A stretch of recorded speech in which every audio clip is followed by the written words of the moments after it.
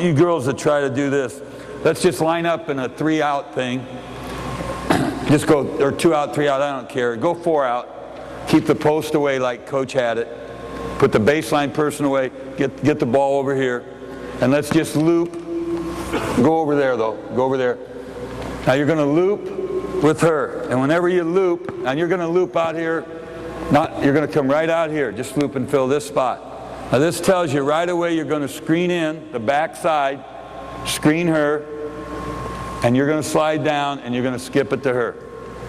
Now when you skip it,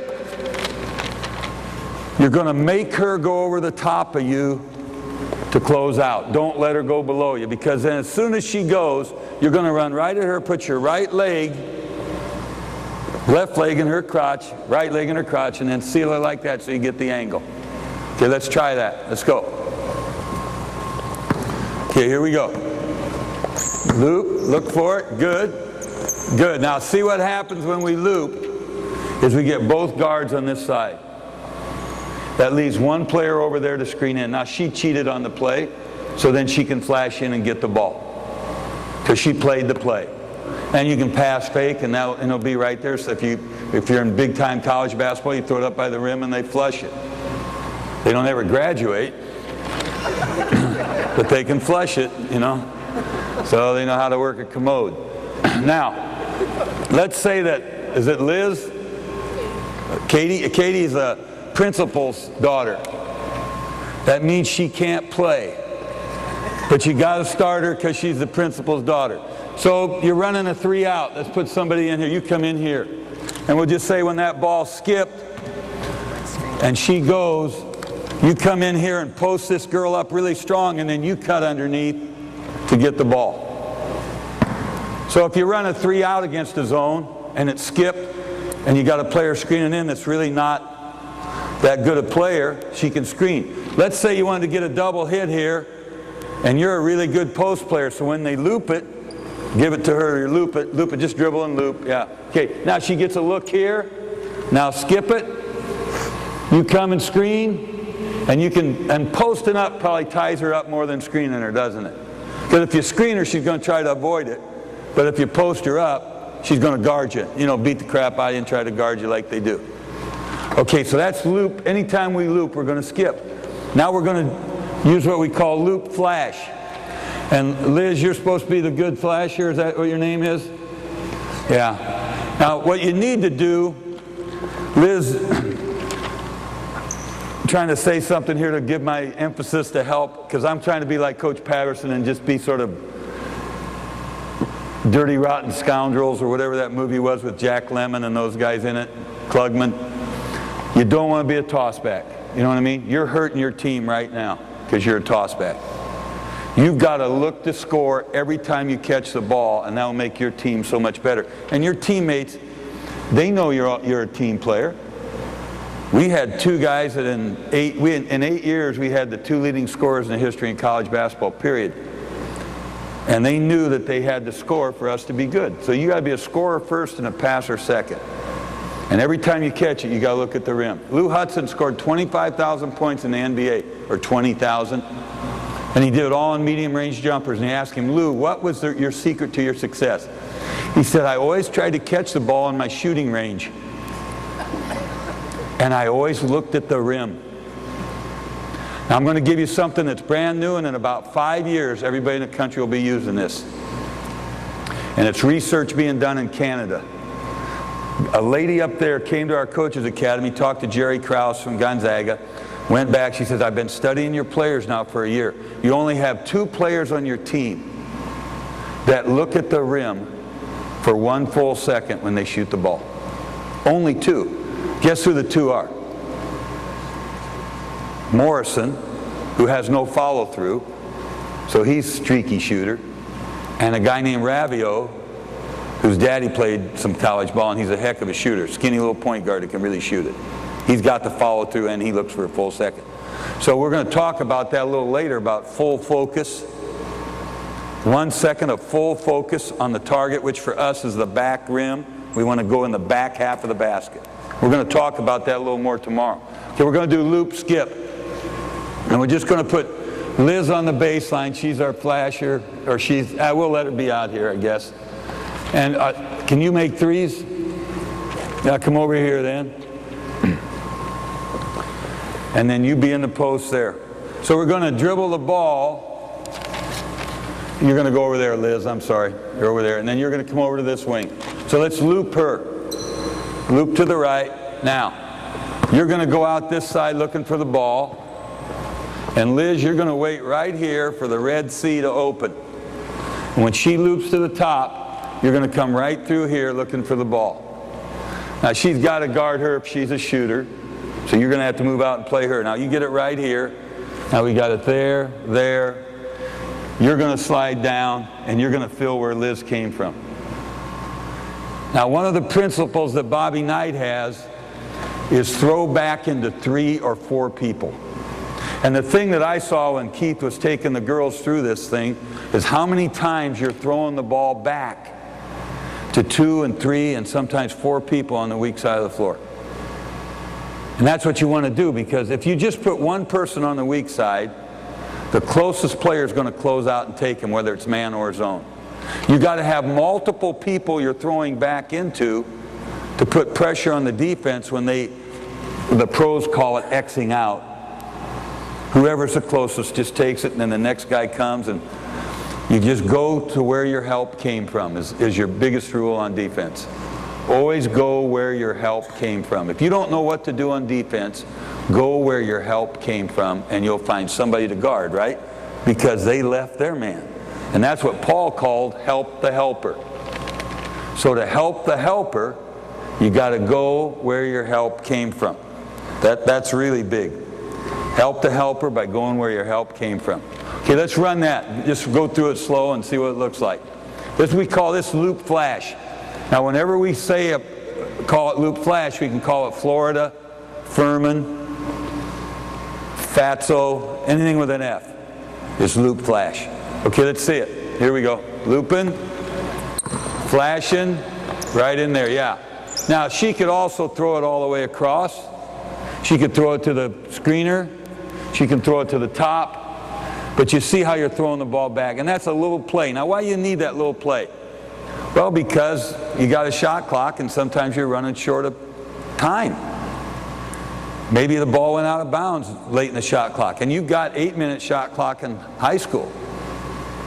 So you might have a ball go out of bounds, once or twice a season, and you're playing against a zone. So if you have some little play that is really a good little play that floods an area, you might get a decent shot up. It is unbelievable what you have to put up with to win sometimes, isn't it? Or what you think is winning. But deep down, it really isn't winning, is it? It just really isn't. I'm all for giving kids second and third chances. I've had a child who's an alcoholic. And I hope he's a recovering alcoholic right now. But there comes a time when I had to kick him off the team when he was going to be a senior and he was the best point guard in the country. And don't think that's not something you're not going to carry that to your grave. So it just, you got to discern sometimes. Write these 3 things down from Lamar Hunt. This is a good time to write them. Find out what you want. Find out what you want in life. And you better find it out pretty early. Number 2, determine what it's going to cost to get what you want. I worked at the University of Utah. They had 5 football coaches divorced in one season. And that was when the University of Utah sucked in football. Then the third thing is, decide whether or not you want to pay the price that it's going to take to get what you want. Because a lot of kids don't want to pay the price. Now watching these girls, I think they want to pay the price. I think they're pretty dang serious about it. But you're going to have some people that don't want to do what you got to do to be a champion. And usually those people are administrators and their parents and their fellow faculty members, or they're people that really resent the fact that you're passionate about what you're doing. Now we've had Norm Stewart's illegitimate son stand up here and talk to us first. We've had a guy that coached James Naismith. I mean, every one of these guys, you're a little bit on edge because you got to make those decisions. You got to realize that when you do make those decisions, people are going to think you're strange. Now, here's what they use. Let's get Liz over here. Where are you, Liz? Is that you? Okay, good. We just try to learn numbers in our league. We're not smart enough to learn names. I just call her 43, and I'm dyslexic, so I'd have trouble with that, you know what I mean? 44, 22, those are numbers I like, you know what I mean? Okay, now, you're going to dribble over and loop Liz.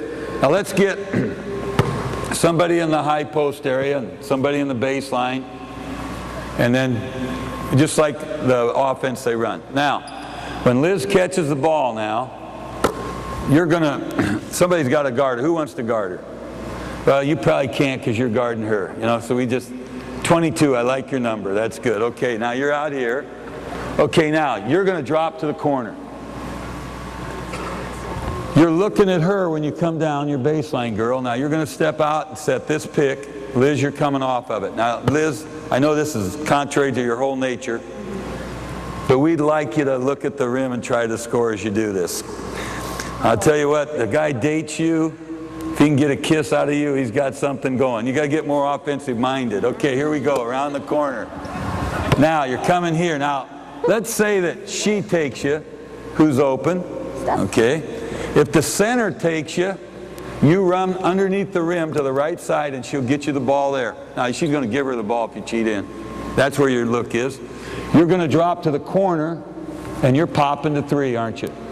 So you got a lot of options here, don't you? Of course, your first thought in mind is always score first. That's right. Okay, here we go. Let's see what it looks like. We're just going to loop a good player that can drive it. Give her a screen by a shooter. Go. Now we're playing off of that. Okay, good. Okay, now you get the idea of what we're trying to do.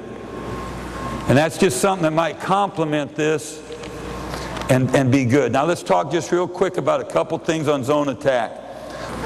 Okay, a couple quick things on zone attack just because it makes you think watching other people work. We talked about throwing back into 3 or 4. Run. Have a secondary break against the zone so you don't just come down and set up. Flow right into it somehow. Rebound. Run and rebound against zones and gimmick defenses. But any defense, but zones and gimmicks. Rim post action. Our players always say rim post action in practice when they catch the ball on the perimeter. And that's what Liz needs to say. She's saying action, action, action, looking to pass. Rim post action. And it just depends on what you got in the post. But you got to have something in there or you're really in big trouble. And like what he said about stretching out that defense, the zone will work as high as you let it. So you want to get somebody down there to anchor it and stretch it out. Slow the ball down. You know what I mean? Either speed the ball up or slow the ball down. But when does the ball have the hardest time of seeing inside? When the ball's moving fast. So talk about the ball like it's a player. Slow the ball down. Trap the ball when it doesn't see you coming. Slow the ball down so you can see better.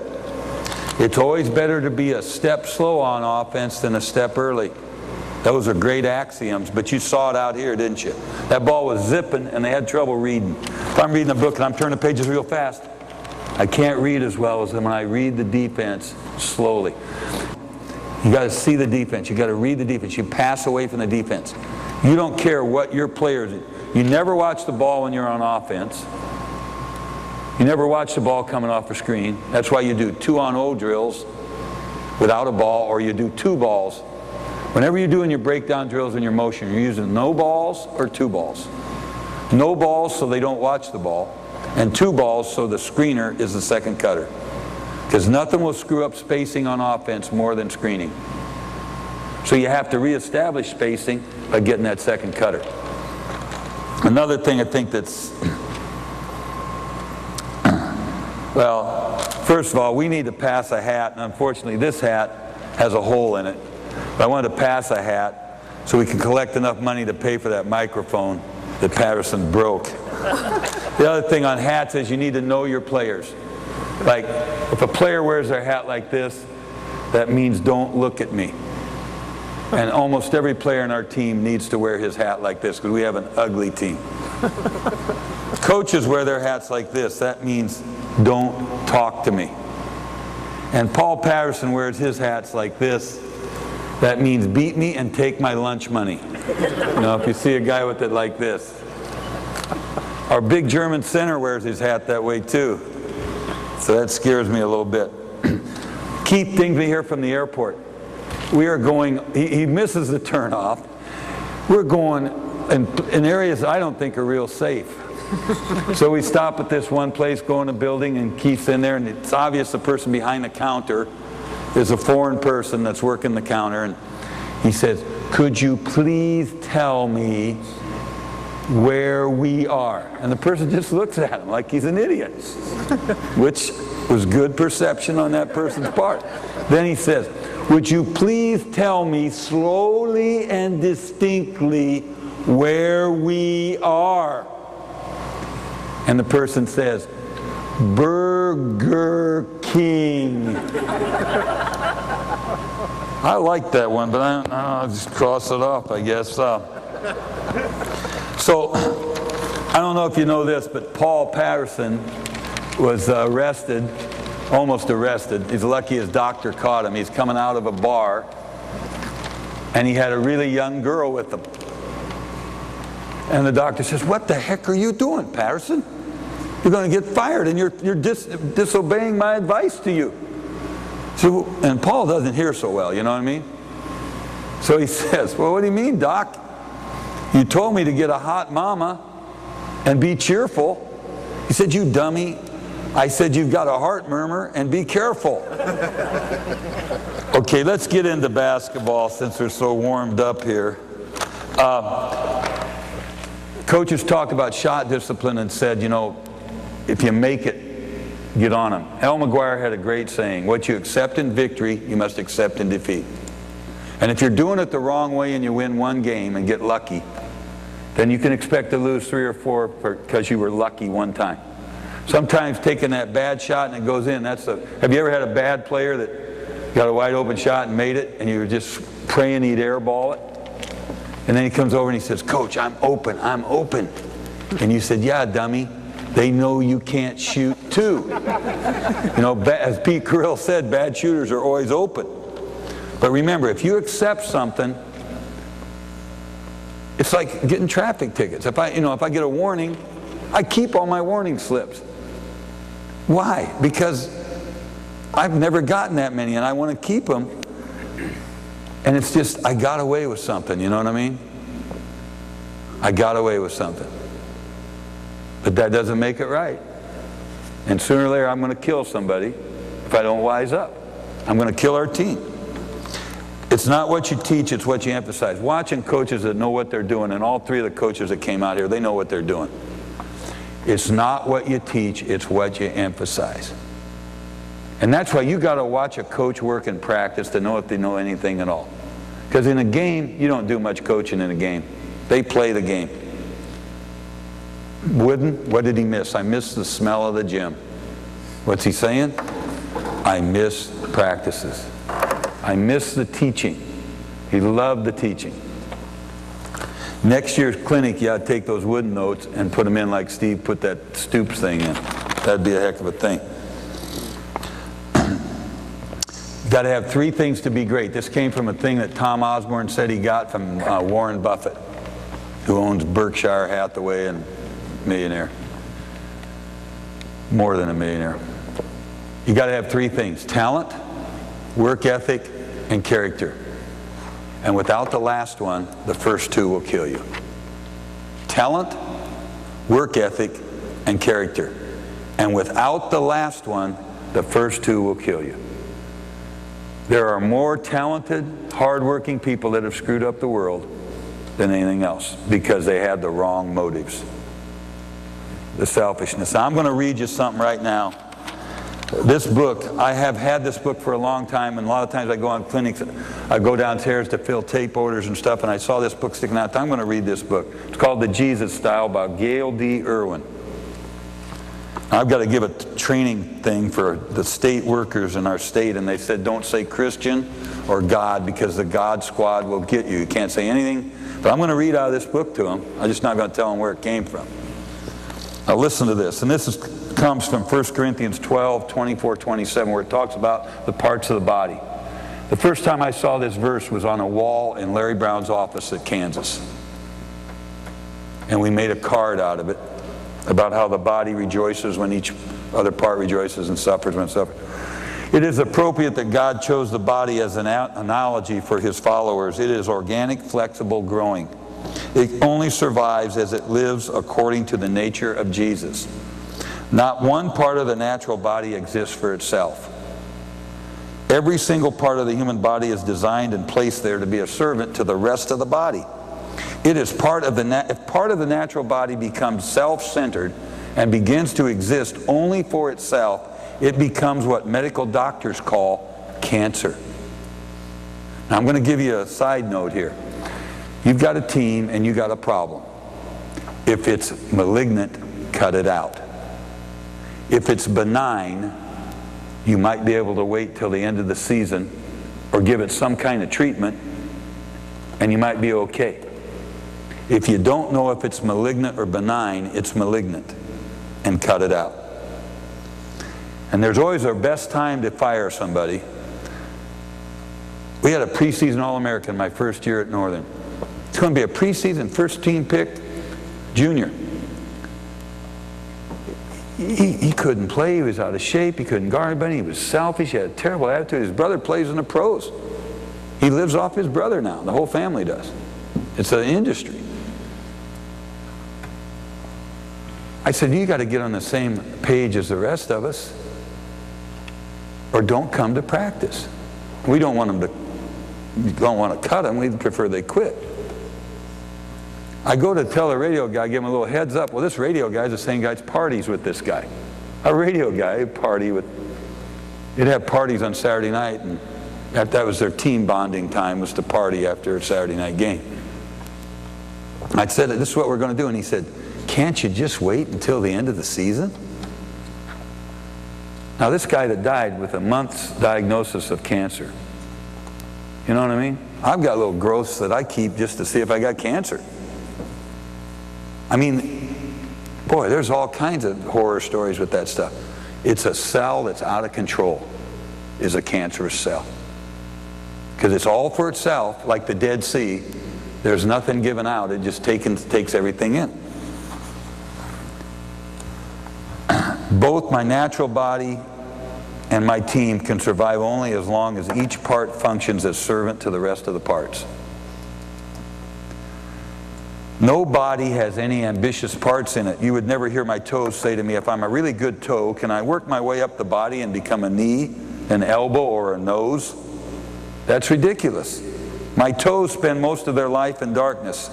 They have been seen by few people. They work in a terrible atmosphere and under great pressure. Yet they do not complain that they have never tasted ice cream or that the face gets more attention. Never once have they said, if this is all the thanks I get, I'm going to join another body. If an ankle is sprained and cannot carry its share of the load, the body does not threaten to cut off the ankle because it makes the whole body limp. The other parts of the body are glad that they can take up the slack while the injured part is repaired. Occasionally the parts of the body will signal their complaint if they're overworked. But at no time do I have to handle a stack of complaints from the parts of the body saying they resent the part that they are. You ever thought about a body like that? You ever thought about that as a team? When you got one team that is one body, you really got something. And that's probably the real fun in coaching, is to have a real team. You know, a team that even when they lose, they win. So I think that's really good. I like this too. Chemistry and character. That's what the really overachieving teams have. They have chemistry and they have character. Boy, I tell you, I think that's just, and character is not that you don't, Al McGuire used to say, if you're going to go on the road, don't steal towels, steal the TV set. Because I don't mind going to bat for you on a TV set, but I'm not going to go help you if you steal a dang towel. I said, I'll give you a towel. Well, character is not robbing, it's character is what's there when nobody's watching you. Like tomorrow night when they drop me off in that motel room, I got to decide if I want to watch the crinkly screen channels or the regular channels, And that's nobody watching me, you know what I mean? So character, boy, that's a tough thing. I want to show you a shirt I'm going to bring tomorrow. Let's see here. Northern basketball teams. Tough, effort, attitude, motives, servant leaders. I really like that. We did it for our team camp. Had about 50 teams. It's a lot of shirts. And then we sort of did some revisions on it to make it for our practice jersey. But I'm going to talk about the swing offense real quick. What Coach ran is basically the swing offense with the flex. There's so many things they do. But here's some things on why you should run the swing. Why should we run the swing? Because one guy said, you guys would really be good if you ran the swing. And he'd been with Bo Ryan. So we got the tapes and looked at it all. There's a team in our league that runs the swing, and we don't have that much trouble guarding them, but if a guy says we ought to do something, well, we're going to do it, you know.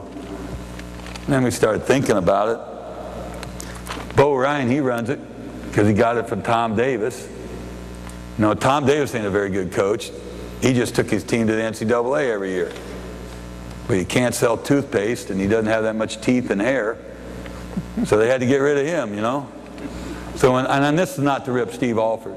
But I talked with a guy that was in the Missouri Valley. He said Steve Alford might have been the 6th best coach in the Missouri Valley. That was a coach's league. And you know, they were the last team picked for the NCAA tournament. And they had the good fortune to play Tennessee, which is like playing a junior college looking for a scrimmage. And they just drilled them. Last team to get in, and they played Tennessee. And then that AD wanted him to have the job the whole time. It was done. It was done. It was over. And now Tom Davis is coaching at Drake, and Iowa's probably not looking forward to playing him because the guy's a great coach. A great coach. And a lot of that stuff that Coach runs is Tom Davis, different kinds of shuffle. Gary Williams wins a national championship running Tom Davis's stuff. Spacing. Spacing is what's so good in it. You know, you get away from each other, away from people. Just like in the flex, he wants spacing.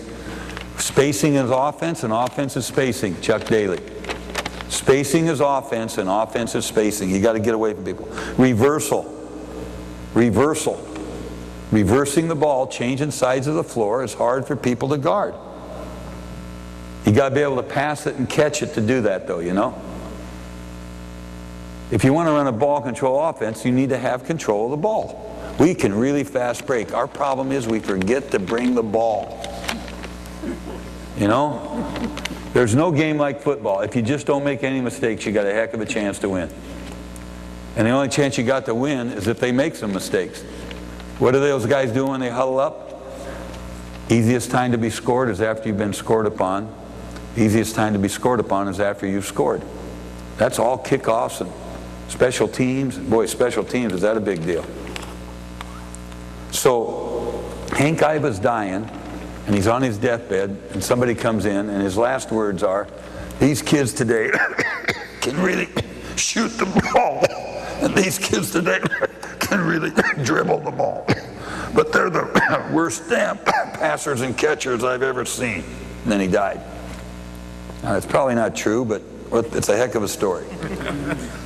But they can't pass and catch.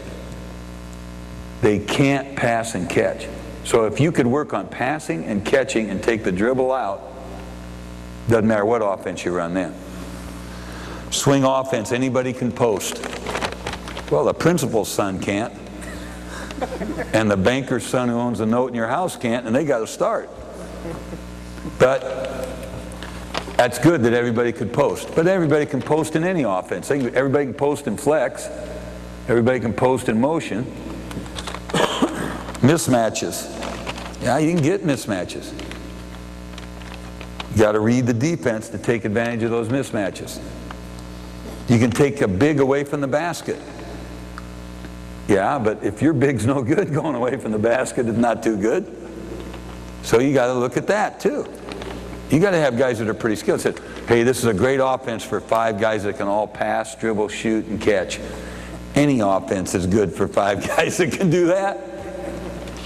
And I'm not ripping the thing. Bo Ryan's a great coach. I'm not ripping him. I'm just saying sometimes we do things just because some big shot does them. You know, just like the little boy walking by the bathroom and his daddy's brushing his teeth and he chokes on something. So a month later the daddy sees the little boy brushing his teeth. Guess what he does? Brushes his teeth and chokes. Because that's how daddy did it. So you got to know who you are before you start running some guy's offense. Back pick the passer. I really like that part of that offense, you know. And all the things coach was doing are things that are in swing. It's the same thing. Swing is flex without the down screen. Swing is flex without the down screen. The guy that sets the flex screen, he just widens out. He sets the screen, and then he runs out here and looks for a skip pass. You better be good skip passers if you're going to run swing. Because that's the pass you're going to get, because there's no down screen in swing. You just back screen the passer. That's all if you wanted to learn swing and just didn't want to be patterned with it, just say, back pick the passer as often as you can. And you'd be in great shape doing it. And you'd have people running everywhere. There's lots of Princeton in it. Coach has that dribble back door in his flex. That's a Princeton type move. You know, dribbling at that guard, and that guy cutting to the guard spot, and then he goes. Okay, why not run flex? Or why not run swing? Limited practice time. We have 2 weeks and we go to the University of Kentucky to play an exhibition game. I've got to get 50 pheasants and 40 wolf dogs for Tubby, and that's 1,600 grams of fat, you know, 40 wolf dogs. I mean, you got to kill a pretty fat wolf to get that much. I mean, we're going to go down there and run swing against athletes. We don't want them to know what we're going to do, and we sure don't want to know either. You know, because we want a little unpredictability. We just try to make some catches. We have worked a deal out that we're going to be able to count every other layup shot for points, so we'll at least score a little bit in the warm-ups. People in spots they don't need to be with the ball. Sometimes you can get people in spots they don't need to be in. Now, Coach said we run this in 5th grade, 6th grade, 7th grade. That's why you can run it. That's why you can run it, because you run it and you work on it. High schools have an advantage that way over colleges. We prefer a variety of alignments where we can put 2 in or 3 in or 4 out. We like to be able to do that because we play a lot of people and we have different kind of personnel. And then you always need to ask yourself, I bet you, Coach, you get zoned a lot, don't you? Because you run that thing so well. And that's the negative of running that flex so well. Well, let's miss a few shots so they don't go zone. Now, what you do is you become a really good zone coach. Knight, one of the greatest things he ever did, became the best zone offense coach in the country because he got zoned all the time. So it's just a great phrase for you. Necessity is the mother of invention. We only improve things when there's a necessity to improve. Another thing I saw in Larry Brown's office, if you want something, you can help yourself. If you need something, we are here to help. I had a sign made like that because, you know, I wanted to be like Larry Brown. If you want something, you can help yourself. If you need something, we are here to help. Big difference between wants and needs. Now, you can't get enough shooting. You can't get enough shooting practice.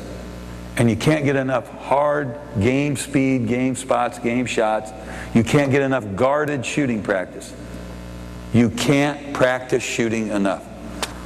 Okay, John Wooden, I'm going to give you his address. He's going to be 95 on October 14th. And if you would write him a letter, I would really appreciate it. And I'm going to give you 2 things to tell him in the letter. And we're making our players do this. And I told him write big so he can read it. He's had laser surgery a couple months ago. He gets tired reading, so make it big. Our players' letters, I'm going to have every one of them copied, and I'm going to keep them in a file so when I go to the nursing home, I can read them. And I'll feel good reading those letters. And a lot of our guys know Wooden because he came to our academy, and I have pictures in my office, a collage of him with our players and how they're just right there listening to him. It's beautiful. He is a beautiful person. John Wooden, 17711 Margate, M-A-R-G-A-T, number 102. Encino, California, 91316. So tell him that what way he's influenced you in your coaching, and then tell him the grandma joke is not very good and here's a better joke for you to tell. And then send him your best joke, because he loves jokes and stories. We go out every year. I try to take a new coach. He enjoys playing the Olympic farting contest record and looking at the young coaches thinking, I'm really playing with their minds. Here's John Wooden playing a record on the Olympic farting contest, and he's just laughing his butt off watching these kids.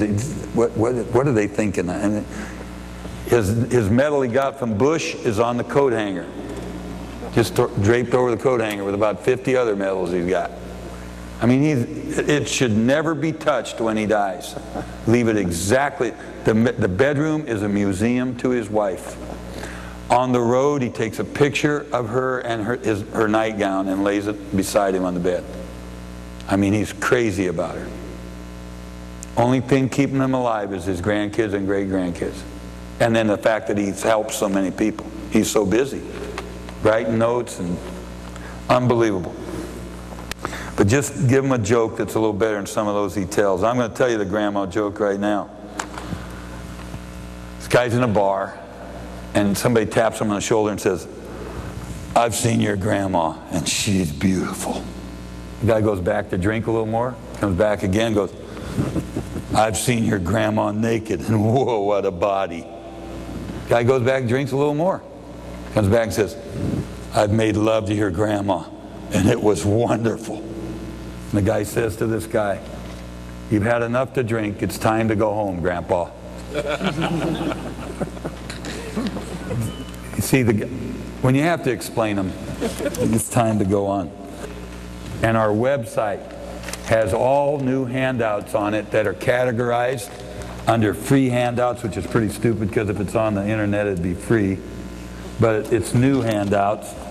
And the website's www.coachmeyer.com. And Sonny put them all on and categorized them.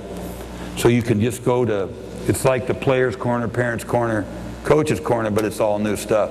And then if there's something that isn't on it or that you got here that's not on it, tell us so we can get it on. But we think we got most of it on. I don't know anything about that stuff, though.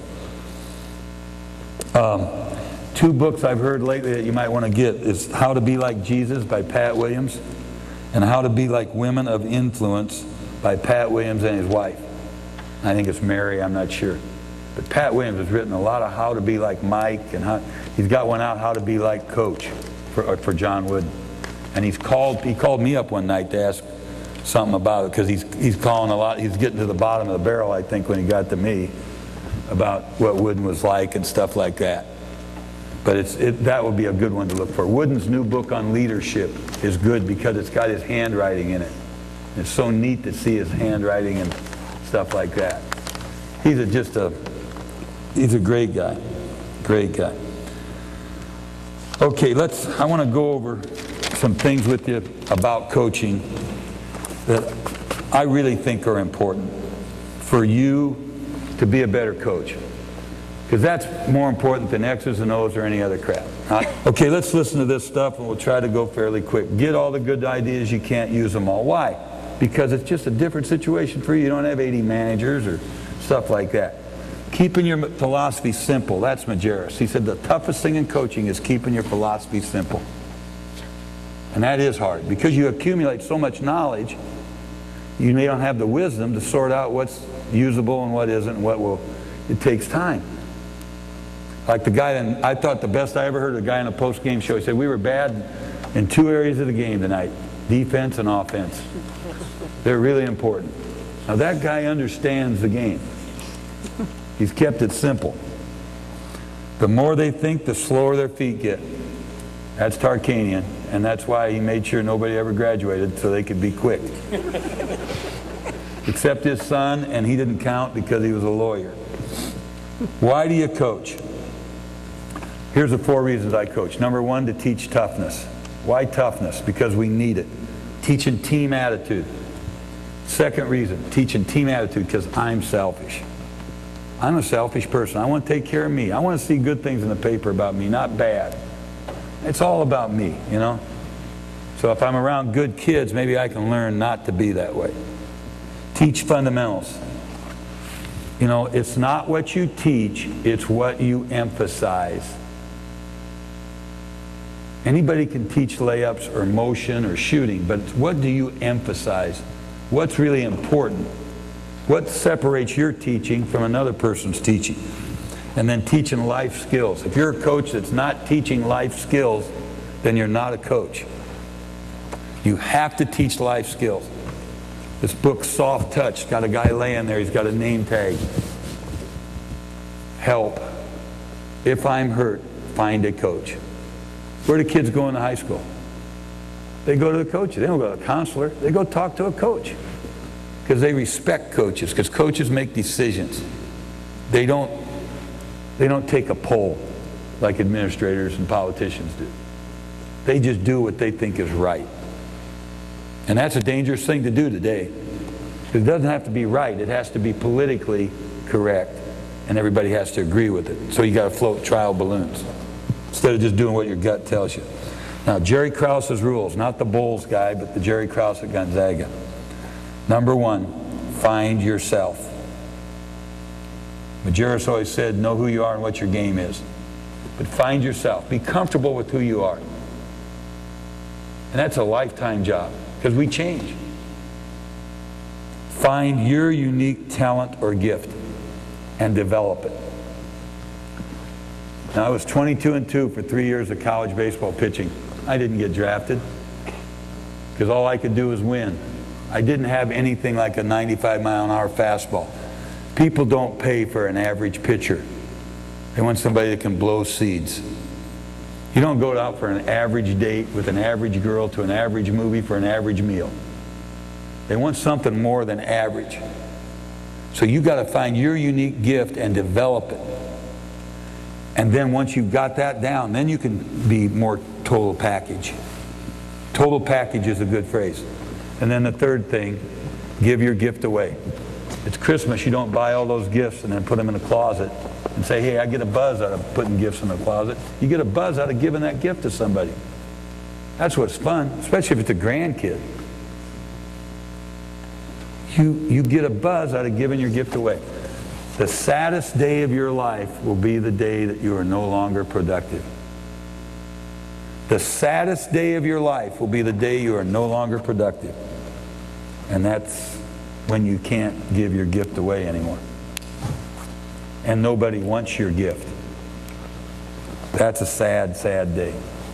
And you know, you hope you've got a lot of memories when you get to that point. That's why you always respect your coach. That's why when a kid comes to our campus, we tell them that I have a quick meeting with all the rookies, and the first thing is you're going to write a note to your parents, thanking them for everything they did for you. And you're going to write a note to your coach or coaches, thanking them. I think that's important. To thank those people that helped you so they know their gift wasn't wasted. Okay, let's talk about practice. Practice isn't for looking pretty. If you thought it was a good practice, then it was a bad practice. Because the practice needs to be ugly to be good. Because there needs to be mistakes, there needs to be problems, there needs to be things worked out. It's for getting closer to perfection. For getting better. Knowing we'll never reach perfection. Nobody can give 110%. Nobody can give 100%. You just give the best you can give. Maybe you can't give but 85%, but you give it. John Stockton and Hornacek, they played with hamstrings so ripped up, they could have been taking months off, but they played because they were going to give what they could to the team. When Stockton left the league, did he have a lot of hoopla? He said, I'm gone. I'm quitting. That was it. There was no rocking chairs and vehicles. He just quit. He just got it. You know, he's just got it. There's just no doubt about it. Hank Iba to Bud Wilkinson. They were inducting 4 guys in the Oklahoma Hall of Fame. Hank Iverson, Allie Reynolds, the pitcher, Warren Spahn, the pitcher, and Hank Iba.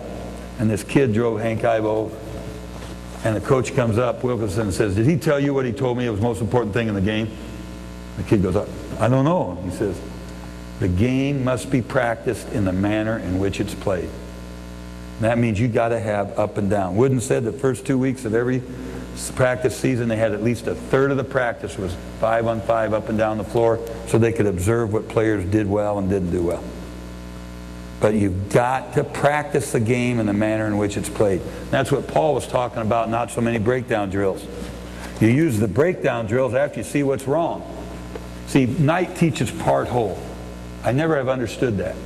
How can you teach the parts if they don't understand how they fit in the whole? Would you put a jigsaw puzzle together without seeing the picture? I don't think so. One drill 15 times rather than 15 drills one time. Use one drill 15 times rather than using 15 drills one time. Be a skill coach, not a drill coach. If they're like rats in a maze trying to figure out how they're going to get out of the drill, they got to be thinking about the skill. The drills can't be that complicated. They got to be very, very simple and game-like. First thing we want to do, let's have all the girls down here. We just need to have 3 girls out here playing imaginary defense. 3 girls. Get in your stances. Do everything you do. Just imagine where the ball is. You're moving on your own. Okay, let's go. Go. Okay, now stop. What's the difference between these girls and the girls from Ohio? Now, if we gave you girls cell phones, a car, and a cigarette, could you talk? Yes, there's nothing worse. If we wanted to wipe out everything in Iraq, get women in cars with cell phones and cigarettes, and they'd kill them. They'd kill them. Okay, let's go. Turn on your cell phones. Let's go. Okay, move around now. Do something. Move. Play different positions, different things. Imagination. Help side. Low eye. Okay, good. Now stop. Now that's all they're doing. That's a warm-up. Now this is a warm-up to start your workout. You might just say imaginary defense, yell it out. They're all yelling, imaginary defense, imaginary defense, imaginary defense. And they go out and move, but they got to talk. That's the biggest thing you want, loud talk. Get them going right away. Second thing, we're going to move without the ball now. Move without the ball. Move. You're on offense. You're on offense. Move. Do the things you do. Do the stuff you do. Good. Okay, now they can move independently. That's the first thing. They can move independent. Talking their offense. Talk your offense. Second thing they can do is they can pair up. Let's get one more person out there. One more. Pair up. Let's go. Work with a partner now. Let's go. Talk. Good. Good. Okay, good. Stop. Now, 2 things I learned about talking today. One is you got to call that person you're screening for his name. That's big. Call their name. That's big. Watching them run the chin stuff and whatever they're running and some of the other stuff I've seen these girls run. That's really good. Now, let's do all 4 together. So we got pair up, now we got together. Everyone's together doing it. Okay, move. Let's go. Move. Good, good, good. There's a combination screen. Good, good. Okay, stop. Now, let's get our 4 dribblers. Let's go. Dribble with your weak hand, juggle with your strong hand. Dribble with your weak hand, dribble with your strong hand. Okay, let's go. Yeah, throw it up. Okay, good. Try to get it higher. Okay, higher.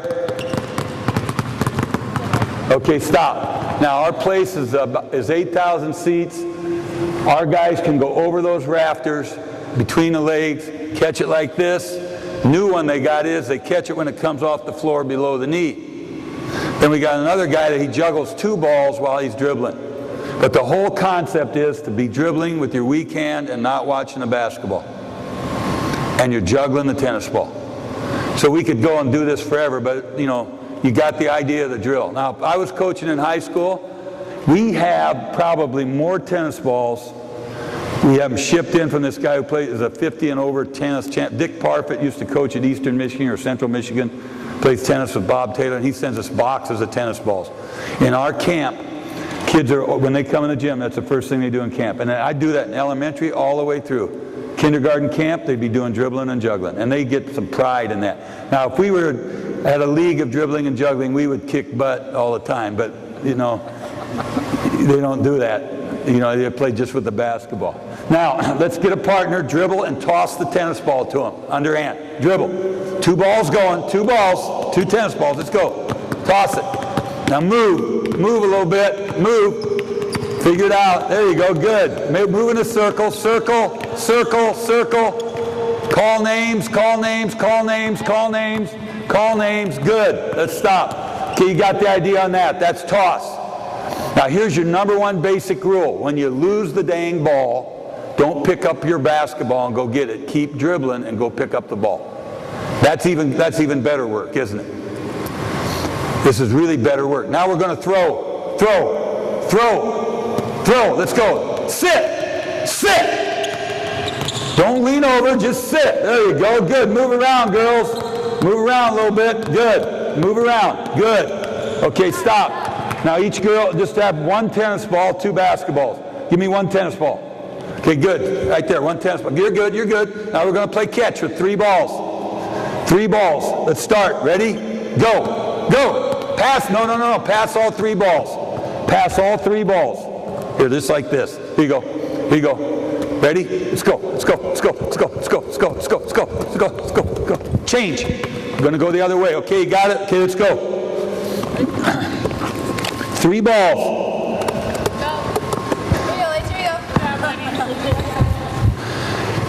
We want ball in the air, feet in the air. That's the way we do it. Now, a lot of girls say you shouldn't do that because of the knee injuries. They also, you know, Summit's gone to step plant because of the knee injuries. We still like the quick stop. Not a jump stop, but a quick stop where there's a squeak and your whole foot stops on the floor. Okay, you got it. Now look, girls, you got to get that thing going. It's not, everything's going, okay? Get it going now. Let's go. Go. Put 3 on them. Let's go. Move it. Ball in the air, feet in the air. Ball in the air, feet in the air. Okay, stop. Now use 1 ball. Every time you catch that ball, your feet have got to be in the air. Okay, let's go. Let's go. Come on. Let's go. Let's go. Let's go. Ball in the air, feet in the air. Go. Quick. Quick. Good. Let's go. Let's go. Go. Let's go. Let's go. Let's go. Good. Let's go. Let's go. Let's go. Get it going. Get it going. Get it going. Okay, stop. Now that's breaking it down, isn't it? Take an infield. Let's get the bigs here. Let's go. Bigs. Bigs. Let's go. Just need 2 of you. 2 bigs. Let's go. Here you go. Here you go. Here you go. Now here's what I want you to do. Come over here. Now we can't kill these coaches, but we're doing it here so you can see. You're going to throw side arms so you don't hurt your arm. Because you'll hurt your rotator cuff if you throw over the top of a light object like this. Throw a side arm. You want to hit right there. Hit the crack in the thing there. And then you want to catch it and chin it. And then throw it and keep working in, okay? You're taking infield. Ozzie Smith's favorite drill when he was a little kid. Our postman who first broke the record for scoring in college basketball, this was his drill. Take an infield, he called it. And it made him a better athlete and he learned to chin. Now, point your toes to the outside because your body goes where your toes are pointed and it's all going to be lateral movement here as you slowly work in. Okay, sit, sit. Okay, let's go. Let's go. Good, good. Throw it hard, girls. Build it up. Good, good. Here we go. Keep going. Keep going. Now all this stuff we're doing, you can throw it right-handed all the time. You can throw it right-handed, right-handed. That's the hand you pick your nose with. There you go. Good. There we go. Right-handed, right-handed. This one. Hold on. Let me see your forefinger. Dig in there. You ever watch John Wooden? His right nostril is a lot bigger than his left nostril because the sucker just digs in there like a shoehorn, pulling out boogers. And then his earlobes, I mean, he could go on eBay and sell more earrings than anybody in the world. He's got the longest earlobes in the world. Getting in his car. Coach, what kind of car is this? 87 Taurus. Bought it in 88. How many miles it got, Coach? 34,000. What's that club for on the steering wheel? It stops the amateurs and it discourages the professionals. Now we're going to do bad pass reaction. Give me a ball. Give me somebody that's a foreigner. Give me a foreigner right now. I need a foreigner. Are you a foreigner? Are you from Poland? Yeah. Good. Let's go. Get your hands ready. Are you ready? Get down. Are you ready? You're going to catch the ball. Get your hands ready. Okay, let's go. Let's go. Good. Get your hands ready. Don't break them. Here you go. Let's go. Good. Hands ready. Hands ready. Hands ready. Good. Hands ready. Okay, good. Now, the reason I did it that way is because I saw Bobby Knight do it that way one time. So I wanted to, pretend I was like Bobby Knight. Now, let's get two players together. Throw bad passes to each other. Okay, here we go. Ready? Hands ready. Sit. Sit. Let's go. Good. Go. Let's go. Let's go. Move it. Move. Good. Bad passes. Hold it. Hold it. You're supposed to throw bad passes, right? This is the way we run our offense. We make a lot of bad passes, so we got to be able to catch them. Throw really bad ones. Okay, here we go. Let's go. Good. Stop. Okay, that's good. Now that's bad pass reaction. That doesn't take 30 seconds just to yell that out. Now come on over here. What's your name? What? Agnieszka. What is it? Aggie. Aggie. Okay, that's good. Now Aggie, turn your back to me. When I call your name, turn around and catch the ball. Aggie. Okay, let's go. Now that's bad, but this is worse. Aggie. That doesn't make her any better. You ready, Aggie? Aggie. Good. Hands ready now. Aggie. Good. Aggie. Good. Now, Aggie, make sure you alternate so you don't turn the same way all the time. Turn the other way too. Ready? Sit, sit, sit. Hands ready. Aggie. Now try this. Try getting your feet moving a little bit. Okay? Ready? Aggie. Good. Let's do two-ball dribbling now. Okay? Are we ready? Let's get some guys. Let's get our good dribblers to show it. I think they can do it. Have you done it ever? Two-ball dribbling? Okay, let's go. Quick. Let's go. Now, one thing we can do, let's keep the balls with us so we're ready to go. Let's go right here. Let's go. Right here. Now we're going to go two-ball dribbling. We're going to sit, sit. We're going to dribble first low rhythm, then low non-rhythm, then high rhythm, high non-rhythm, and then high low, high low. Are you ready? Go. Try to widen it out just a little bit. There you go. Good. Now, let's sit a little more, Aggie, instead of leaning forward.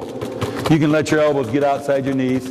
Now, let's stop. Now, here's our coaching rules. Here's our 3 rules, and these are big for a lot of skill work. Start slow, get a rhythm, go fast enough to make a mistake. My son does all the evaluations for Rivals.com on high school players, but he does lessons at $75 to $100 an hour. And he goes to Houston with John Lucas and gets guys ready for the pro camps. And the big thing Lucas wants is to play fast, almost out of control, because you got to play fast to get shots in the NBA. They are the greatest, athletes, defenders. You got to be quick and move. Okay, so we want to start slow, get a rhythm, go fast enough to make a mistake. Look at the net when I'm full court. Because if I look at the net, I can see the whole floor. When I'm half court, I want to look at the rim. Okay? That's what I want to do. And then be ball quick. Because if I'm slow with the dribble, I can't get off a dribble to a pass or dribble to a shot quick. And that's what separates good and great guards. The ability to go from a dribble to a pass or a dribble to a shot quicker than anybody else. Okay, here we go. Low rhythm. Non-rhythm. Eyes on the net. Net, net, net. High rhythm. Now up by the shoulders, above the shoulders. Don't let it get away. Don't be afraid if it gets away. Make it get away from you. Higher, higher. You got to make some mistakes. Make a mistake. Let's go. Higher, Aggie, higher. Okay. Make your arms do the work. Higher, higher. Keep going. Quit bouncing around. Just make your arms do it. Hard. Non-rhythm. Non-rhythm. Harder. That's it. Good. Start slow. Start slow. Get a rhythm. Good. Good. Keep going. High, low. High, low. Good. Now try to keep looking at the net. If you have to check it for a while, that's fine. Change it, change it, change it. Okay, great. Now that's great. let's do them again. You lead it. You call it out. This is the way we do it. And then you go to half line doing it, moving real slow. Do all 5 dribbles after you've done the stationary. Okay, let's go. Start it. Let's go. Call it out now. You're talking. Good. One high, one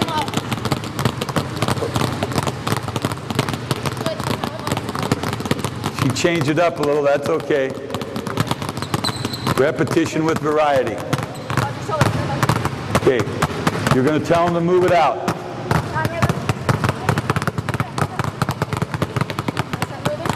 Yeah, move out.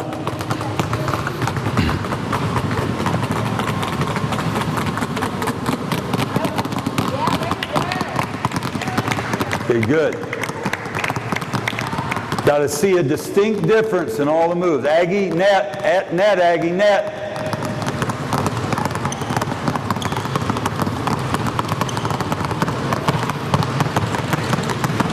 Okay, now stop. Now when they turn around there, they're going to come back and they're going to change the balls, never doing any two the same. Come back and make dribble changes between the legs, behind the back and front, never doing any two the same. Ready? Let's go. Hold it. Beast, you go a little bit in front. Okay, here we go. Go. So they can see you. Good. You can do whatever you want. Good. See how she's talking? That's great. Okay, good. You'll figure some stuff out. Okay. Now that's real good. Let's give them some applause. That was good. Now, I'm going to show you, and I'm going to use Aggie and the Beast. All 3 of you can do them. Let's go. Keep the ball. Come on. You got your 2. Now, we're going to do some things for him. These are called the Jason Shelton drills. This is the guy that, when he had to leave us when we went Division I, and we all left, he went to Utah, and then he got into Colorado. Okay, we're going to start out doing what we call wipers. You're just going to go like this with the ball. Sit. Let's go. Sit. All the way across, though. You got to cover as much ground as you can.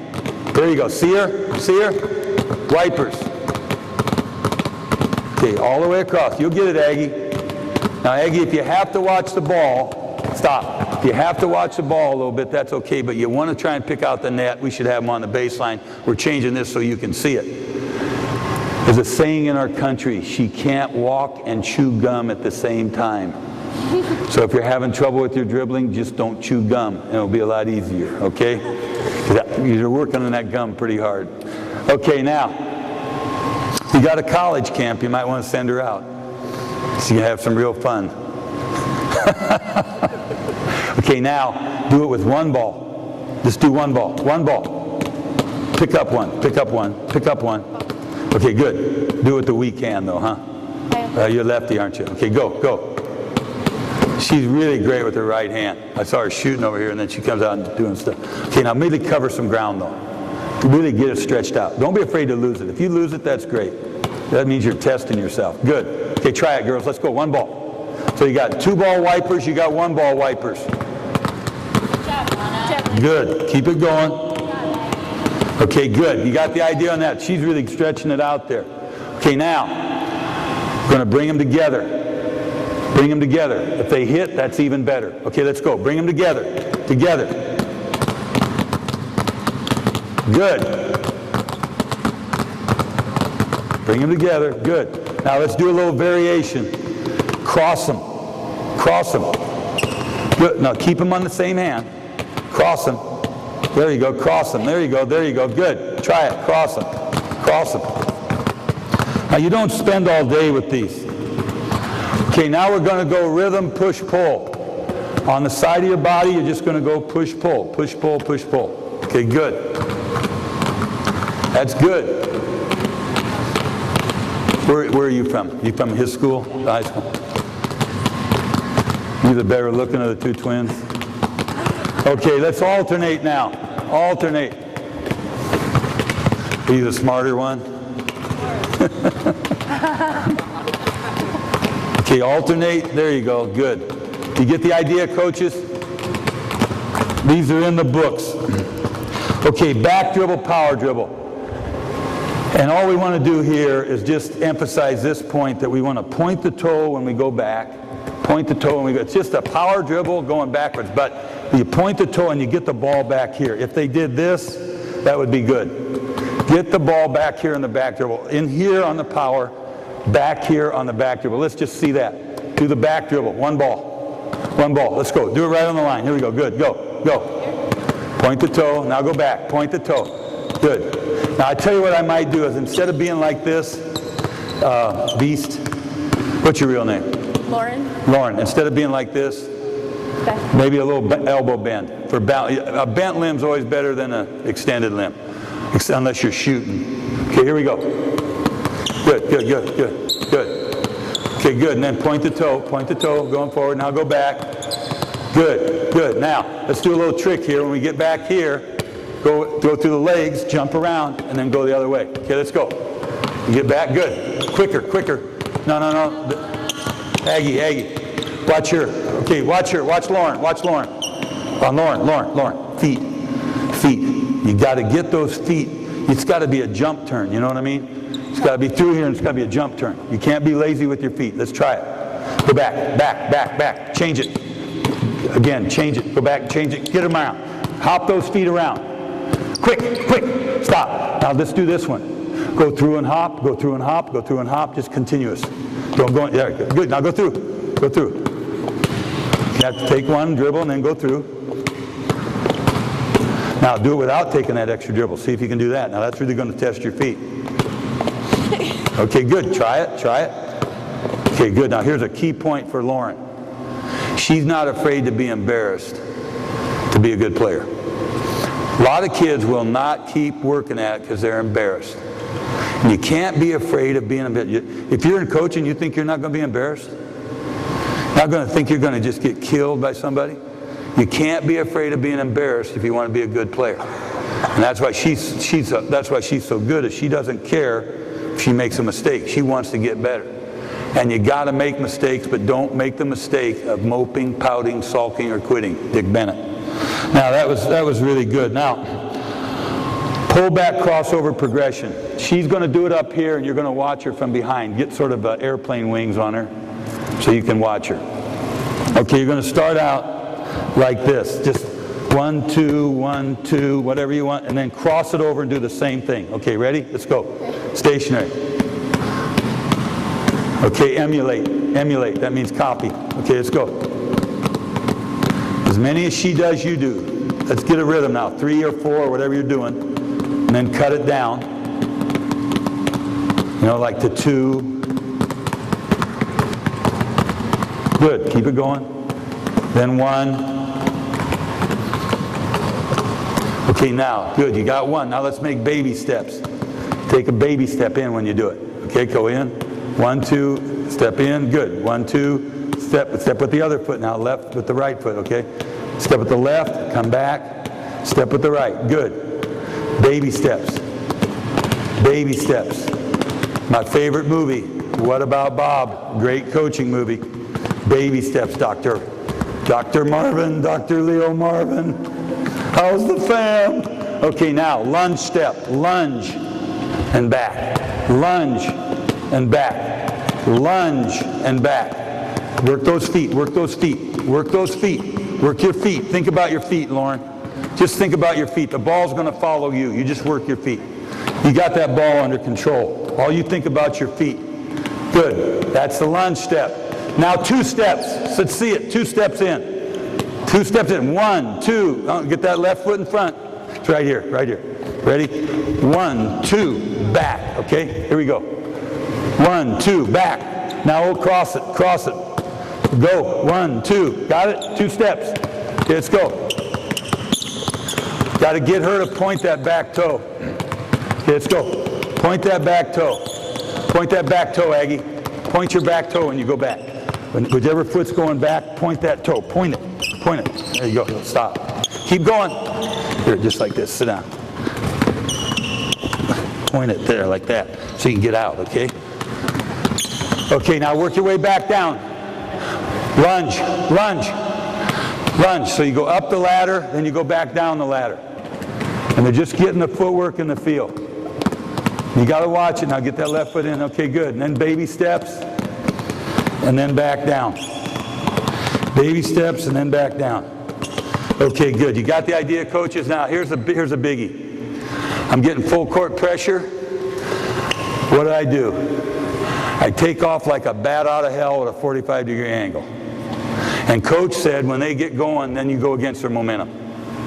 Or if you see a trap coming, you pull back crossover. So just go as hard as you can, 45-degree angle, 3 steps, then take 2 back, pull back crossover, go 3 up, 2 back, 3 up, 2 back, 3 up, 2 back, 3 up, 2 back, 3 up, 2 back. At 45-degree angles as fast as you can go. Okay, go. Good. Okay, emulate. Let's go. Go. Good. Point that toe. Got a helper on that. Point that toe. Yeah, that was good. Point that left toe. Good. Good job, Aggie. Good job. Whoa, easy there. Okay, let's bring it back. That's good. Okay, you get the idea on 3 up and 2 back. Now write this down, coaches. Basketball is spacing, angles, and momentum. SAM. Spacing, angles, and momentum. And if you're playing a really quick, dumb player, you're better off than playing a slow, smart player. Because that quick, dumb player will create offense for you because he gets out of momentum. He gets his momentum going and you go against his momentum. Spacing, angles, and momentum. Think about the game. How many turnovers you see because of a bad angle to feed the post, bad angle to throw a pass. Spacing, too long a pass, too short a pass. The whole thing, all the offenses you've seen, Flex, Princeton, it's all been predicated on spacing. Spacing is offense and offense is spacing. Okay, now, balance hand pickup. When I shoot the ball, I want to pick the ball up with my balance hand. So I'm going to my shooting pocket. Right there to shoot the ball.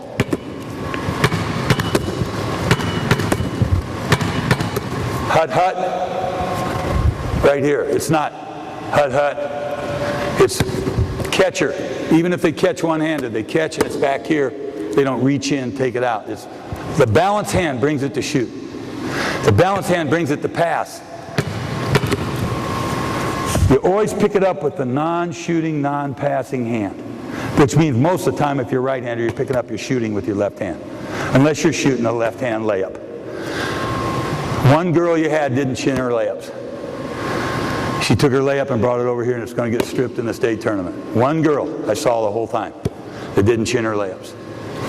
Okay, now, let's face the basket. We're just going to balance hand pick up. Dribble, pick it up. Dribble, pick it up. Okay, let's go. Now you got to get that hand below the ball. There you go. Get it below the ball, right away. Good. Right into your pocket, wherever your pocket is. Dribble with the weak hand. We can. Pick it up. We can. Right hand for you. Okay. Yeah, dribble. Pick it up. You're shooting now. Where do you shoot from? Take it right to the pocket. There you go. Right to your pocket. There you go. Good. Quicker. Now hold it. You're bringing this hand to the ball, and it should be the left hand brings the ball to the pocket. The left hand. If I take the right hand off, that's what it's going to look like. So that's right. See, I wouldn't want to have a guy reach over the ball like this, take the snap from Keith, because if we did that in a dark alley, we'd get arrested. You know what I mean? But in football, they get to do it in front of 100,000 people and get away with it. I don't understand it. Those guys are weird. Now, take a couple dribbles and shoot it. Picking it up. Okay, let's go. Okay, here we go. There you go. Good. Keep it going. Somebody rebound for him, okay, so they don't have to get it. Let's go. Good.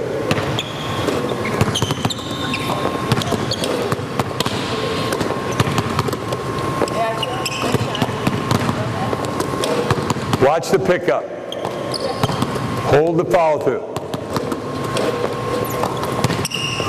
Okay, now you got to help Angie out, or Aggie out a little bit. Okay, good. Okay, still got to pick it up. Now stop. Now when they start trying to shoot it, then they forget about, you know what I mean? They can't carry it over. Carryover's big. going from one thing to the other thing. So you may have to break it back down for Aggie. Take her out of the mix. Don't stop everybody. Do some individual coaching and help her out. I'm going to show you 3 drills that are killers for the off season. I wouldn't use them during the season. First one, you're going to get 2 balls. You're going to get 1. Go back to the Valpo circle there. Now here's the rules. You got to steal one of her basketballs. You're going to steal one of her basketballs. You're going to try to get into that lane through the free throw line with 2 basketballs. You're trying to get one of her balls and get through there with 2 basketballs. Okay? Are you ready? Sit. Go!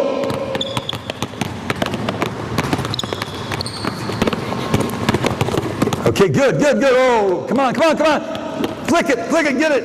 Okay, good, stop. Now you saw what Lauren did. She cut her off. She put her in jail.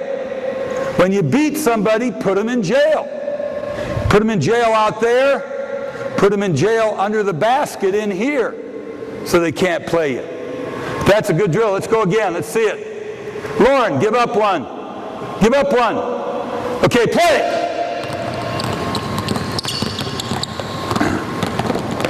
Okay, good. Bring it. Okay, good. Bring it. Okay, stop. Now, you can't go in through the side. You got to go in through the front door, through the free throw line. Now, that's a tough drill. And that's a great drill for little kids. You got 2 little hyperactive ADH guys, put them in a gym, lock them in. Now, 2-on-1 trapping with a pressure release. Okay, you're going to be in the middle of the floor. You're the pressure release. Whenever you throw your hands up, they got to throw it to you. Let's have another trapper. Somebody to trap. Okay, you got the ball. Lauren, here you go. Okay, you're off. Get another trapper. Somebody that hasn't been on. Somebody on that hasn't been on. Let's go. Okay, I'm going to throw you the ball. Here you go. Get out there and catch. Trapper. There's our release. Be ready. Hands are up. Hit her. Now move. Give it to her. Trapper. Release. Okay, stop. Hey, release. It's not catch and release. It's just release the pressure. It's not the Allen Iverson. When he goes fishing, he can't ever eat fish because he's a catch and release guy. Think about that. Allen, it's just practice. Okay, now, why do we have that release person with their hands up? So the dribbler keeps their head up. They keep their head up. So you can get 2 or 3 traps doing this, and you're always looking to the middle of the floor to find somebody open in the middle that you're going to hit. Let's try it one more time and let you do it. Here you go. Ready? Huh? Can't hear me? What did you say about the catch and release? She's just going to catch it and give it back to you. Okay, ready? Play. Back to, where's our help? There's your help. Now cut to get it. Okay. Trapper. Okay, stop. Sort of get the idea. Now you could run it smoother than that, but sometimes it's better not to be smooth. Okay, the last one. The record on this is 3.5. It's 1-on-1. Okay, you're going to have to beat. You stand at the free throw line, big girl. You pick her up first here. All right. When she's got her beat, you release her, and you pick her up right at the top of that circle. You're in the free throw line. So you're going to beat her. When you beat her, the next one's picking you up. When you beat her, the big girl's picking you up. Now, we're not going to go for time right now, but this is something you could do for time. But 3.5 is the best I've seen on this. Just beating 3 people for a shot. Now, obviously, it was a 3. You're not going to get to the rim and get a 3.5. Okay, let's watch her. Go. 1-on-3. Next one. Good. Okay, good. Now, that's pretty sweet. Now, that second girl stayed with her too long because she was beat. Now, shooting. I'm going to give you the key stuff I think on shooting that's new and different. Number 1, a full 1-second focus on the back rim. Because you want it to go in just in front of the back of the rim. Because that's where all the swishes go. There's a tape by Gary Bourne on free throw shooting. I would get it. Because he shows the illustration. Now, if we had reduced rims, We could set them on that half line, split the half line in half with the rim, move to the free throw line, and all we would see is the back of the basket, that back half. That's all the ball can see. 80% of all missed shots are short. When you watch a game, all missed shots, just count how many of them are short. So we don't want them to be short. We have 4 rules. Keep the ball straight, just like putting. It's got to be straight. Get it up. We want to miss 17 inches past the hole in golfing. We don't want to be short. Get it up. Arc. And a consistent arc.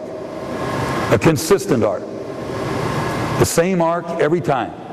25 lasers, the same line. Chris Mullen, Craig Nelson, a point guard on our team. A 1 second high follow through. Don't let your hand come down till the ball's in the net. A 1 second high follow through. You see anybody in a sport that doesn't have a follow through and you see a loser. They're not consistent. Layups. If it's clean, that's good. If you miss it, that's 5 push-ups. If you make it and hit the rim, that's 3. And certain things, you know what I mean? Like breakdown drills and stuff like that. But I would think with a Princeton team, that'd really be important. Free throw swish. All of our shooting between different drills is free throw swish. If I swish it, I get 1. If I miss it, I get a -1. If I make it and hit the rim, I get nothing. So normally we go +2 or -2. -2, I got to run a strip. +2, I keep shooting. And if I make it, I step off and reset. I make it, step off, and reset. I'm trying to get as many as I can in a row now since I got the +2. I miss one. I step off. If I can swish this one, I keep my string going. I really like that. If you did one drill and then made 900 free throws in a row, I'd say that was a good workout. I don't care if you only made 450. You know, if you had to shoot 1,800 to get 900, you missed every other one, and then you swished it. Having to swish that one, that's some pressure and that's some concentration. So I like free throw swish. That's really good. In our shooting drills to 50, if they're shooting 2s, it's a 2. If they swish it, it's a 3. If they're shooting 3s, it's a 3. If they swish it, it's a 4. Let's get out of here. 3 girls, quick. Let's go. 3. Let's go. Let's get 4. 4. Get at the free throw line. 1 ball. Free throw line. 1 ball. Let's go. You're behind her. You're here rebounding. Need 1 more girl. Let's go. Let's go. Right here. Okay, now, you're going to take it through the net, throw it out. You're going to go underneath the net after she does that. But you're going to rebound the long one right now. Okay, shoot it. Let's go. Shoot it. You're going to pass and go up there. Get it? Okay, throw it out. Let's go. You're up there. Go. Let's go. You're underneath. Throw it out. Okay, throw it out. Let's go. Go, go, go, go, go, go, go. Okay, let's go. Just keep moving. Let's go. Hands ready. Hands ready to rebound. Hands ready to rebound. Hands ready. Right there. Hands ready. Hands ready. Let's go. Not up here. Right here. Just not that high. You don't need to be that high. Right here is good. Okay, good. Okay, now, we're just getting our rhythm. We're checking our shots. Now we'll make it a game to 50. Are you ready? Whoa, whoa, whoa. Ready. Set. You got to call out your scores. You got to everybody yell out the score. Ready? Go. 3, 5. Let's go. 7. A swish is a 3. 9. 11. Let's go. 13.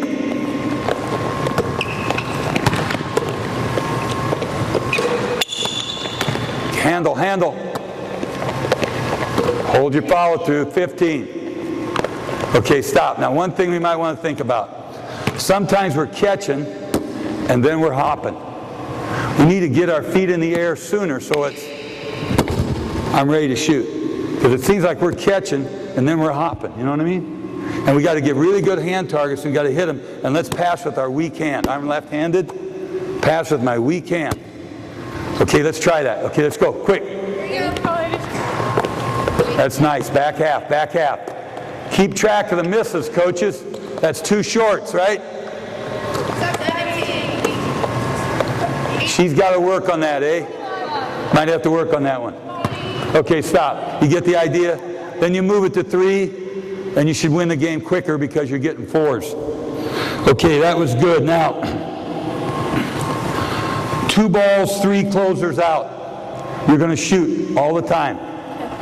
And we'll do it from in the circle, but this is a 3-point shooting drill.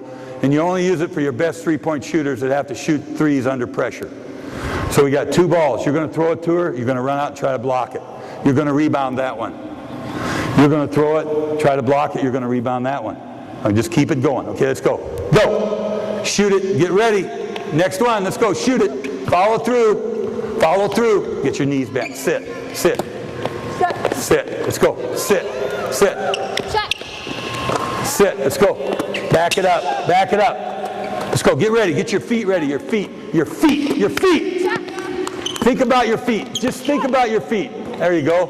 Think about your feet. Think about it. Follow through. Stay with the follow through. Stay with the, there you go. Stay with it. There you go. Stay with it a little longer.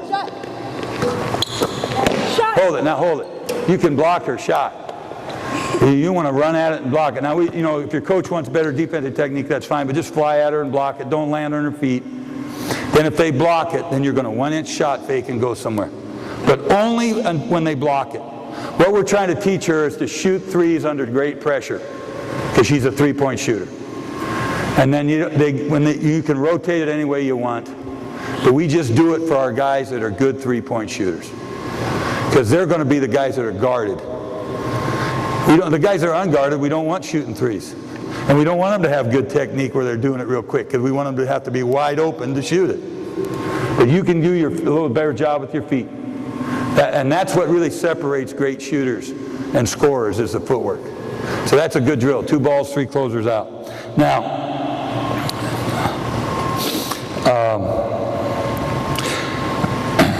I want to show you a couple things from Gergovich that are really new and different. And we've experimented this with our guys. Come here and guard me. Ball. Kobe Bryant plays lower to the floor than anybody in the NBA. And here's the technique he uses.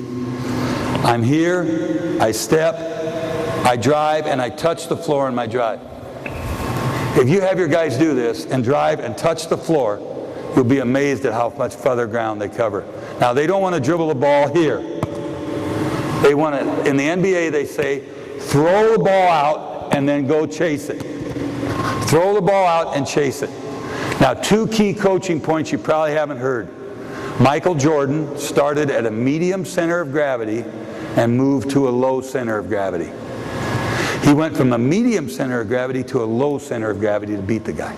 That's just what we're doing here, isn't it? If you start in a low center of gravity, you can't be quick because you're so bunched up with your muscles. So you go from medium center of gravity to a low center. You want to get lower every bit of your move. So touching the floor helps you do that. Now, on a direct drive, we always used to teach long, low, quick first step. Well, let me show you what happens. I take a long, low, quick first step, and she hits me here. I'm dead. I got no power here. I got to get my butt on her to be strong. So what we want to take is a medium step from a medium center of gravity to a big step to put them in jail on our second step. So I want to go make contact to create space right there. Get my butt on her. I don't want to be open with a big step here and then she's got me. On the crossover move, I can make the move and put my butt on her right away. So it's a long step on the crossover move. The direct drive, where I go with my strong hand, it's a medium step, big step, put them in jail. Put them in jail on the first step on a crossover move. Now, one more technique from Patino. Circle tight. Ball. Thanks.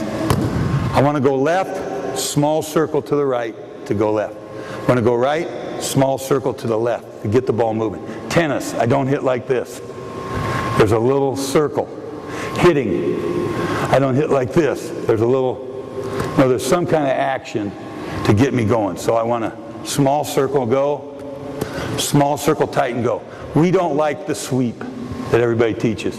It's just too long, it's exposed, you're not tight with your game. Right in here, tight with my game, small circle, tight.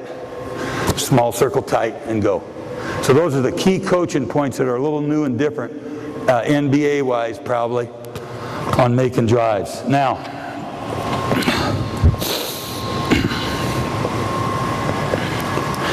I'm going to do what we call partner work. I'm going to show you some partner things we do that might take 4 minutes in a day, that are situations you see in every game. First one's jail. Big girl, you're in here. You got the ball. Let's keep her in jail. Let's go. You're going to keep her in jail. She's underneath here. You can't let her score. Keep her in jail. Score. No, don't reach. Jail. Jail bars. Yell jail, jail, jail, jail. Okay, here you go. I'm going to guard her. Let's go. Ready? Jail, jail, jail, jail, jail, jail. Just like that. Knights teams were the best at taking up space in the lane like that and making it tough. You can't block a power shot. You got to make it tough for them and take away angles. So let's see it. Jail, jail. Jail, jail, no, jail, jail. Okay, good, good. Okay, good. Now, brick wall. You got the ball here. You're not going to let her get to the basket. You're down. You're strong. Okay, get into her. Now make it play. Now, both hands are up. Okay, play. Get into her. Brick wall. Go. Don't move. Don't. Yeah, there you go. Good. Good. Okay. Now, the whole idea is she's a brick wall and you're not going to get around her. And then you can do live brick walls where you spin the ball and you move and you stop her. Because you can't take the charge on those tight ones. All you can do is take up space and show your hands. Show the referee your hands. And don't try to block it. Get into them with your lower body. Use your lower body to guard them. They'll let you do that on every level. Saver and savee. Let's have two guards. Aggie, let's go. Give me another one. Let's go. Ball. Ball. Where's it? Let's go. Okay, you're going to save it, Aggie. You're going to save it. You're the saver. You're the savee.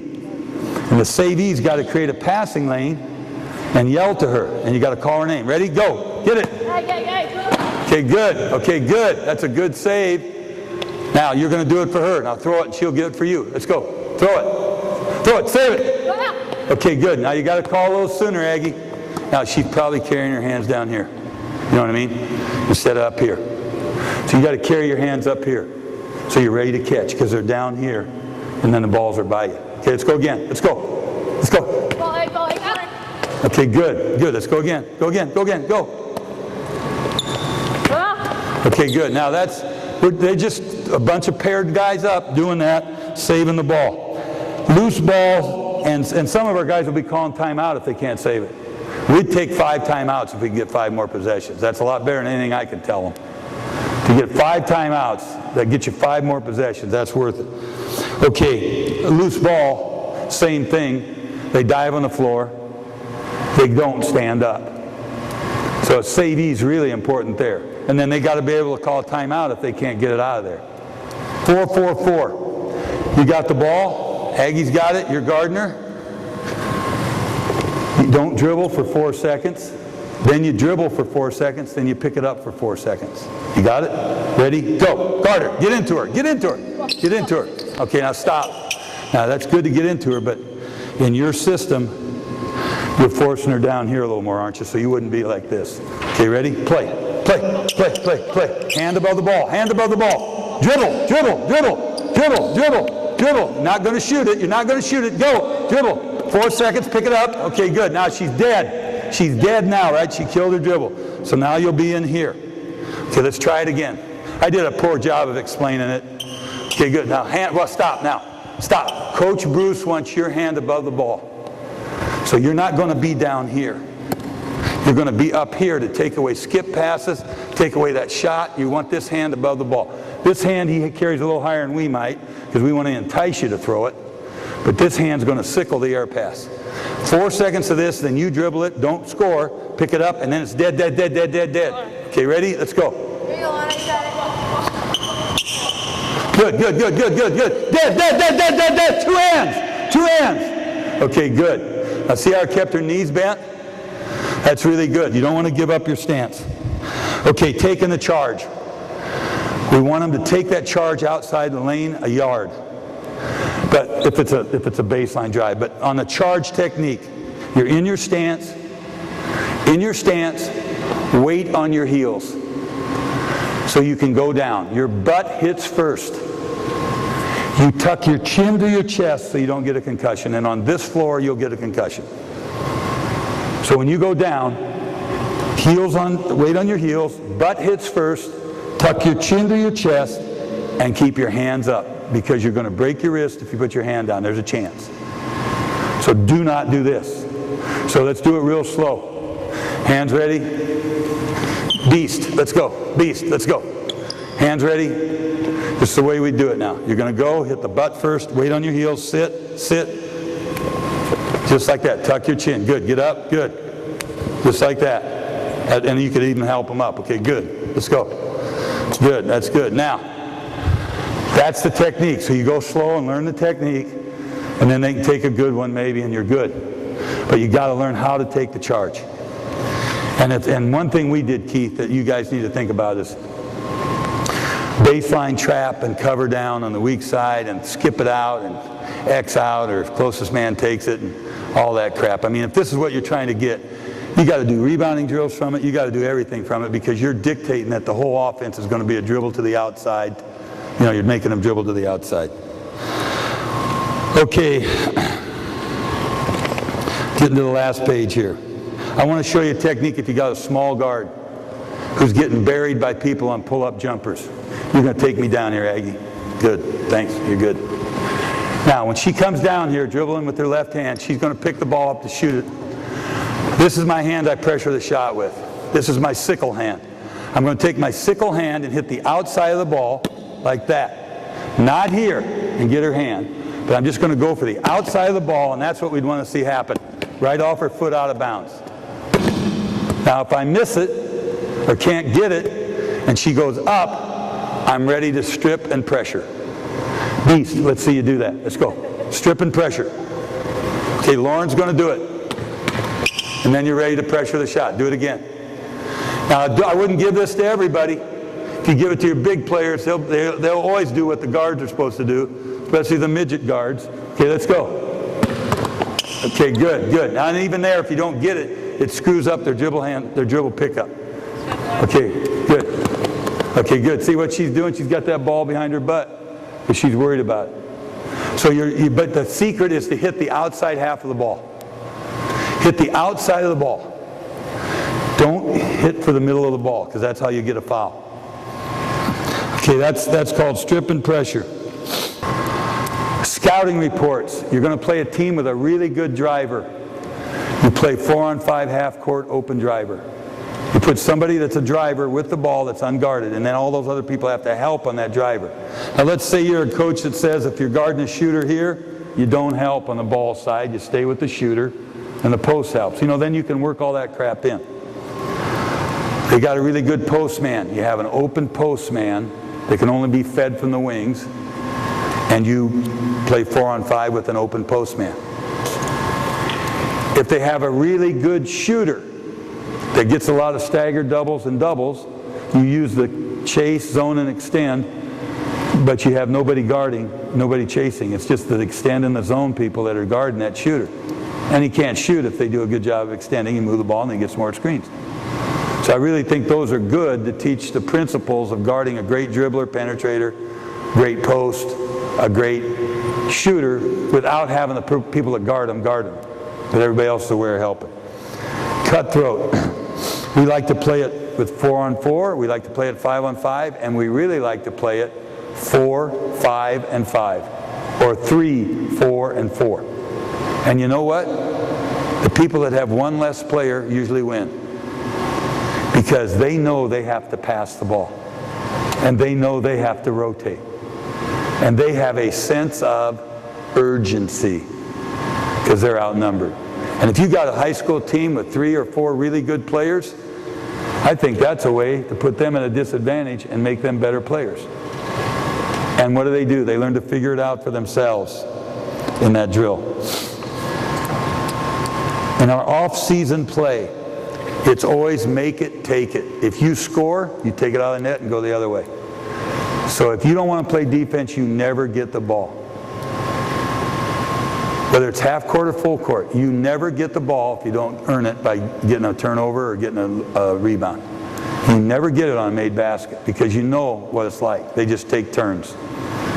But if they have to defend to get the ball, then they will play defense. Rebound sequence. This is in the book, but I want to give it to you quickly. 3-on-0 offensive rebounds, the first thing we do. Half of our people are stretching. This will take about 5 minutes total. Half and half. Half of them are stretching and encouraging in the circle.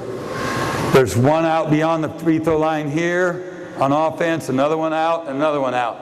There's a coach in there. He shoots it. All three of them rush to the boards, rebound, and put it in. As soon as they put it in, they sprint right back out because they're on their transition 3 steps and find the ball. And they're just 2 waves of people doing this over and over and over and over and over. Then the next thing we'll go to is there'll be 3 air dummies in there, and they got to evade the air dummies to get the offensive rebound. And they got to go to a gap, not a back. That's the Michigan State saying, go to a gap, not a back. And they got to work on swim stroke. Come here. What's your name? Crystal. Huh? Crystal? Yeah. Okay, so Crystal's here. She's going to block me out. I want to go here with the outside hand and then here to get around her. Or if she's here, I want to go here and here to get around her. So we hit with the outside hand with a bent arm, come over with this, and we're around her. Swim stroke. You can use swim stroke when you're being guarded and you're coming off of pin screens or stacks. Where you just go and you're coming around to get the ball. We've done on curls. We found on curl screens, if we come down and have our guys touch the floor, they get shoulder on hip that way. Then we go 3-on-3 where you're blocking out air dummies. And we want to pop the air dummy and then make our turn, either front or rear, whichever is easiest. And then we go rebound with our hands ready right here. Not up here, right here, right there. And then when we score, or when we get the ball, we fast break to the half line. And we try to get it in the hands of the best handler and go. And then another group comes on. And then the last one we do is where we scramble, where they got to block out somebody not in front of them.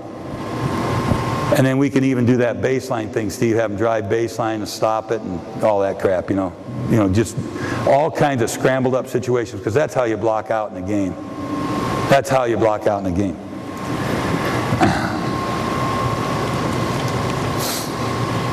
I really like that. Then the other group would go in, that group would go stretch and encourage them.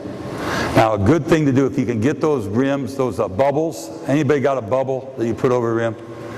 Play a 5-minute scrimmage every night where it's 1 point for a defensive rebound, 2 points for an offensive rebound. And just bubble up for 5 minutes. You don't have to do it every night, but I think that's a good deal. John Wooden said if he didn't have it use his 3-on-2 conditioner drill, he felt it was a wasted day. And the 3-on-2 conditioner drill that he used, I sort of like, and you can play for so many minutes and compete in it. But you got 2 guys on defense here. Here's a team over here. Here's a team over here. And you send 3 guys out, and there's 2 defenders here. These guys get the ball. Then another one of their guys can come out to be the 3rd guy. And as soon as they get the ball, well, it'll be 3 guys, I'm sorry, because as soon as these guys go, a 3rd man comes out touching the middle of the floor. So now it comes 3-on-3. When they get it, they bring it back, and these guys send 2 guys out, and when they cross half line, the 3rd guy comes out. And you just play like that, continuous. And it's really good. And you can do 2-on-1 that way. Sending the 2nd guy out when the ball crosses the half line. I think it's really good. My son's really got good ideas, and one of them is you always make a 3-on-2 a 2-on-1. Now let me show you a couple things on 2-on-1. This is good for Princeton people. Come on out. Yeah. We're going 2-on-1. We want to split the floor in thirds. You can defend. Maybe a yard off. I want the ball in my inside hand, and I want you one step behind me. Receiver is one step behind the ball. That opens a passing lane. Having the ball here opens a passing lane. Look at the difference on the passing lane. I'm here. She comes to get me. It's right there. And then I veer off so I don't run over her. If she takes her, then I'm just here to lay it up. And they don't have to lay it up left-handed. They can lay it up right-handed if they're right-handed. Now, if they have to bring their hand to the ball, that's fine. But your girls shouldn't have to do that at all. Over here, same thing. Then I'm out of there. You're a step behind to open a passing lane. Your inside hand to open the passing lane. 3-on-2. One more defender. You're out here. You're a good 3. Now, make a 3-on-2, a 2-on-1. So to do that, I want to go away from the best finisher. That's you. I want to go toward my best 3. Now, you could slide there, but it's probably superior to come back here, European or crackback. All the foreign players do that. And then she's got a shot. Or I can dump it over here. Or her shot is a pass to you because you got her blocked out the rebound. Make a 3-on-2, a 2-on-1 by going at your best 3. Go at your best 3. If your point guard is a really good 3 on a 2-on-1, take the 3, let that other guy block out and get the rebound. And he's not going to have to block anybody out if the guy's pressuring that 3. But they got to work on that dribble up 3. They got to have confidence. And that's a good play. I think technically, mathematically, it's a pretty good play. Do the math on that one. Meyerd at northern.edu. Meyerd at northern.edu. We have a free fall clinic, 21st, 22nd. Bring a sleeping bag. You'll stay at our house. All the pheasant hunters got the motel rooms. And the spring, we have an academy in June, 8, 9, and 10. And it's really good. We've had Wooden, Bennett, Summit, Cole, Morgan Wooten, Bill Self, Tubby Smith, Roy Williams. We've had great guys. But the best thing about it's our players demonstrating. Now when we take our breaks, the point guards are here, the 4s, 5s, 3s, 2s, 1s, and coaches just go up and ask them what's really going on. Because they can ask players. You guys have been great.